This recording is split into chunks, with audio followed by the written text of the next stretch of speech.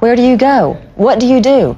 Well, there is sometimes a last resort, so-called psychic detective. Today, we unravel the mysteries of psychic detectives. Can they truly connect with the beyond to solve crimes, or is it mere coincidence? Let's examine 3 disturbing cases, complete with dates, locations, and suspects.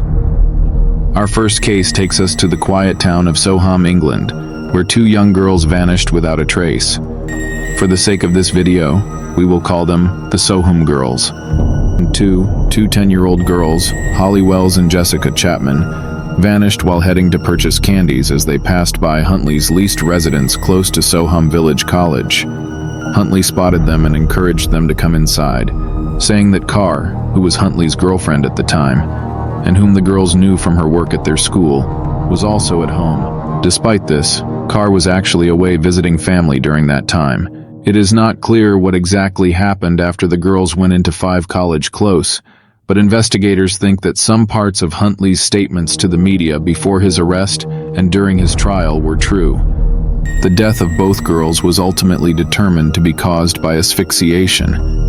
The accused Ian Huntley, born January 31, 1974, in Grimsby, England, following the vanishing investigation was launched. It was discovered that, from 1995 to 2001, Huntley engaged in sexual activities with 11 adolescent females, aged 11 to 17. In September 2001, he later submitted an application for the caretaker position at Soham Village College. Even though he had a past engaging in sexual activity with minors, he was still given the position in November. The principal of the school later confessed that he did not verify Huntley's references. Following the Soham girls' failure to arrive at their destination, Chapman and Wells were reported missing later that evening, prompting a police search to commence around midnight. During the following 2 weeks, the search increased to be one of the most extensive and widely reported in British history. Multiple witnesses, including Huntley, stated that they had seen the girls right before they vanished. His house was searched regularly to rule him out as a suspect. Huntley's willingness to participate in television interviews with the media, along with his strong emotional investment, raised red flags for investigators. To speak to them, if not the last person to speak to them. I keep reliving that conversation and thinking perhaps something different could have been said. Perhaps kept them here a little bit longer, maybe changed events. At this juncture, that Kevin father of Well turned to a psychic for assistance in a desperate effort to discover the whereabouts of his child.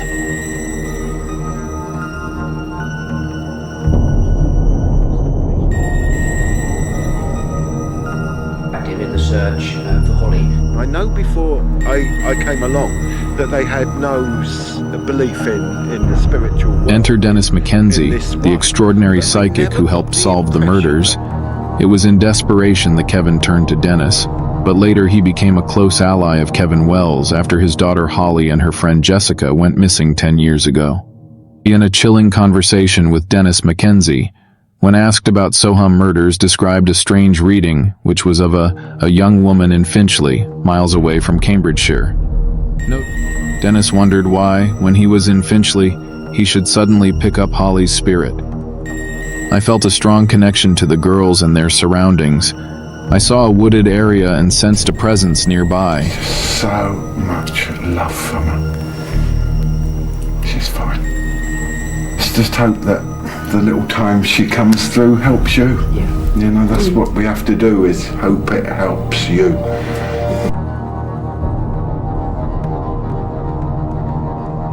Despite Huntley's attempts to destroy forensic evidence, extensive hair and fiber residue remained, linking Huntley to the Wells and Jessica girls. Lots of plant fragments on the girls' clothes, but particularly lots of these.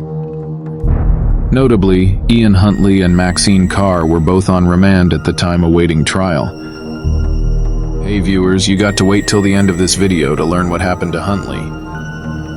Our next case brings us to the chilling murder of Elizabeth Cornish.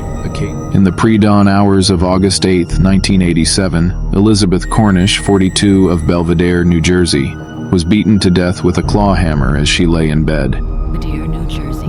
The attacker had repeatedly struck her, leaving a 360-degree blood spatter pattern around the room, said Dave Heater, then a lieutenant detective for the Warren County Prosecutor's Office. I was like, what do you mean, what do you mean my sister's dead? It was at about this time that Cornish's sister requested that a psychic get involved with the case. When I found out it was Nancy Weber, said Heater, I was comfortable with that because we had worked together in the past. We had a couple of guys we were looking at, said Heater, and one of them was John Reese, 31, a farm worker, who lived on the upstairs floor above Cornish's apartment. We put him through a polygraph and he passed. My partner thought he was still good for it, but I thought it might have been Cornish's boyfriend. According to Heater, Weber was consequently brought to the crime scene during daytime when it was clear that Reese was away working. In an unbelievable move, Weber wasn't told beforehand that Reese was a suspect. As soon as she walked into the apartment, she insisted that the evil was upstairs, and whatever happened had come from upstairs. She later described a man with a scar on his face that wore a large belt buckle, Western style, and had the initials JR. When I told her that this man with the initials JR had passed a polygraph, she said, "Go talk to him again." My partner went back to talk to Reese again, and he did indeed have a scar on his face and a big belt buckle. When she returned to our Shared office, a she rather drew us a impressed map. officer of law. Took a piece of paper and drew my crude map and handed it to them and said, Reese was eventually caught in several lies and ended up confessing. He admitted to having tossed the hammer into a patch of woods near a road on the sod farm where he worked. Nancy drew a diagram of a road with a patch of woods and a watery area beyond the woods. Her diagram matched the location that Reese gave us. We did a shoulder-to-shoulder grid search back and forth through the woods, and we did find a hammer with human blood on it. Thus, the police was able to eliminate that hammer as the murder weapon based on the wound patterns. constructive thing I can do. Assists Elizabeth and her soul, and assists her family. And whether you want to call it spiritual matter, whatever it is that a psychic sees, you've got to be able to believe in it. There's science, there may be the supernatural. I don't know how to explain what a psychic does, how they do it. All I know is it works. Weber's psychic involvement in law enforcement extends beyond the Cornish case, indicating her broad experience and the trust some law enforcement officials place in her abilities. Case 3. Our third case brings us to the mysterious death of Ashley Howley. In the deep, still hours of a June night in Columbus, Ohio, a desperate call pierces the silence. It's 3:13 a.m. on June 16, 2004, when 20-year-old Ashley Howley reaches out to the police, her voice trembling with fear, reporting a violent assault by her boyfriend. Little does anyone know, these are the last words anyone will hear from her. Ashley, known for her vibrant smile and warmth, had recently struck out on her own, seeking independence, but her newfound freedom turns nightmarish. She never makes it to the safety of her friend's house, a plan she had made as a refuge from her turmoil. By July 9th, when the police conduct a thorough search, Ashley's car has vanished from her apartment complex. The trail seems cold until Father's Day. Months of agony continue until a psychic medium named Christy Robinette is awakened by a spectral visitor in June 2005, a year after Ashley's disappearance. The spirit? Ashley herself, who claims tragically, "I was murdered." Christy, driven by this ethereal encounter, scours the internet and identifies Ashley's cold case. With a heavy heart but steadfast resolve, she brings this revelation to the authorities, reigniting a flicker of hope in the unyielding darkness. The 20-year-old Ashley Howley, who had disappeared in Ohio in 2004. Robinette reached out to police about her vision, and when she was able to describe the clothes that Howley was last seen wearing, police put her in contact with the victim's family. Robinette was able to lead them to the location of Howley's body, but because the location was on private property, they were unable to dig up the spot and search for the remains. I only saw dark colored pine trees. The breakthrough comes in April 2008. The somber earth finally yields its secrets, revealing Ashley's remains in the exact location Christy had pinpointed.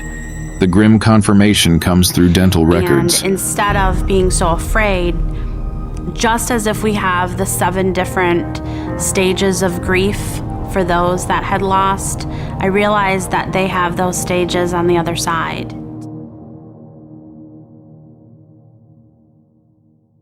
Justice is slow but inevitable. Robert McMichael, the ex-boyfriend named by Ashley's spirit, is convicted of her murder in 2008, alongside 2 other tragic killings. The trial of John S. Reese Jr., who was convicted for the murder of Elizabeth Cornish, took place in Warren County, New Jersey. Convicted murderer John S. Reese Jr. was sentenced to life plus 20 years for the sexual assault and murder of his neighbor. Reese, 33, of Belvedere, was sentenced to life in state prison with no parole eligibility for 30 years for the murder of Elizabeth Cornish. While the use of psychics in criminal investigations remains controversial, and is an example of how psychic insights have been utilized to assist law enforcement in specific instances.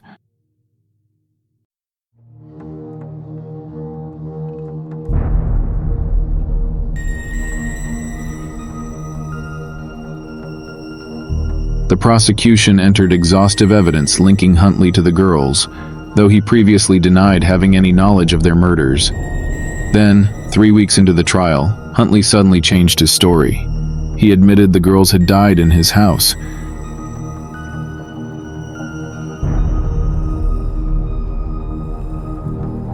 Following Carr's testimony, the prosecution presented their closing statements, claiming that both Carr and Huntley were convincing liars and that Huntley's motive for murdering the girls was sexual.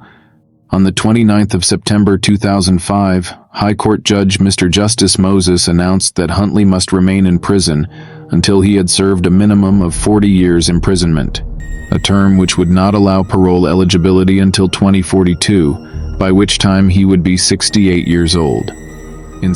Carr was cleared of assisting an offender, but found guilty of perverting the course of justice and jailed for 3.5 years. While the use of psychics in criminal investigations remains controversial and is not a standard practice, the case serves as a notable example of how psychic insights have been utilized to assist law enforcement in specific instances. It's supernatural. I don't know how to explain what a psychic does, how they do it. All I know is it works. So viewers, join us for more true, intriguing crime tales. Till then, stay safe and above all, stay curious.